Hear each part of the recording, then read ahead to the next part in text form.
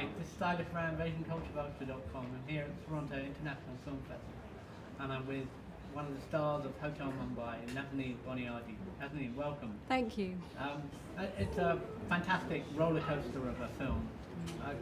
Was it very tough emotionally? How did you get into your character? And can you talk a little bit about your character? Yeah, absolutely. I play Zara Kashani, an Iranian British character, which is actually based on two different characters who existed. So it's an amalgamation of those two characters or people who actually existed.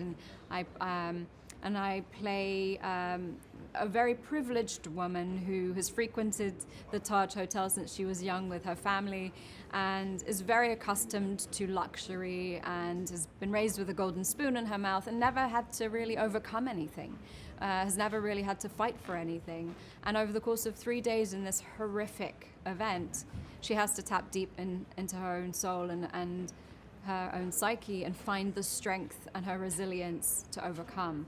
And I love that arc. I love that character arc, and it was.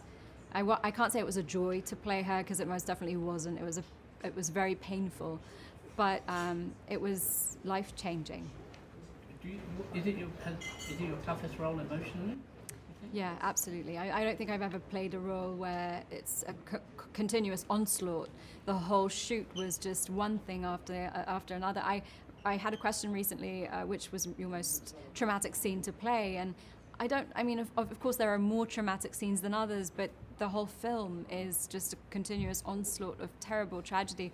And of course, the beauty of the film is it's not simply about terror or this horrific real-life event that happened, but it's about the resilience of the human spirit. It's about the fact that bullets don't discriminate. So when we're put in this place of being, in extreme danger with our fellow human beings, we're all in it together.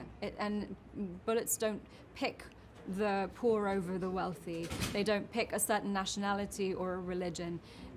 All of us, whether we were, playing characters who are Christian or Muslim or Jewish or anything, or any nationality, whatever our skin color, we're in all of those people at the Taj that day and in Mumbai that day were in danger. And I think that's the beauty of the film. It shows how we can overcome when we tap into the best of humanity. Do you know a lot about India? Have you been to India before this film? I hadn't. Right. I went to Mumbai for the first time for a couple of months to film this, and I also visited Rajasthan. I fell in love with India. I think it's a beautiful country with beautiful people. I've had, having been raised in London, I went to school with many Indian people of Indian descent, I should say. But it's no matter how familiar you think you are with the culture, with the food, there's nothing like immersing yourself in the actual culture and country.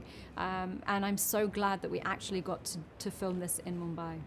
I think what comes through from last night's performance, the reception and you guys on the stage, it was quite an emotional reaction and response, and you seem to have embodied the spirit of Mumbai, because I think it's a great city, and you've kind of got that in the way that you've all come together to make this film. Yeah, I mean it's a city. Mumbai for me was a city when I was there where there's extreme poverty and extreme wealth. The divide between the rich and the poor is huge, but the thing that ties everyone together is a real sense of unity, I would say, and hospitality. And I think the hospitality is something that you see in the staff at the Taj, but that's really just what I experienced in Mumbai as a whole, is you feel so welcome and so taken care of. And there's a sense of hope, and even the slums, even where you're looking at this child who has nothing, there's such joy and exuberance. And I love that. And I think that carries through in the film because there is a constant sense of hope. No, it's going to be okay. Trust us.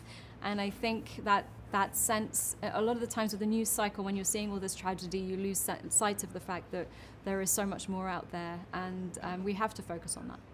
So you're based in the US now. You're not going to be coming back to Britain anytime soon? I love the UK. I'm so homesick because even after 20 years of being in America, I do love London and I do miss home. But I'm a world citizen because I'm never really in the US. I'm constantly traveling for work. So whether I'm filming in Berlin, I just got back from Berlin actually for Counterpart. So it's a constant traveling, and so I have numerous homes, I guess, and London is one of them. Thank you, Nat. Yeah, Thank you. absolutely. Lovely to meet you. Thanks.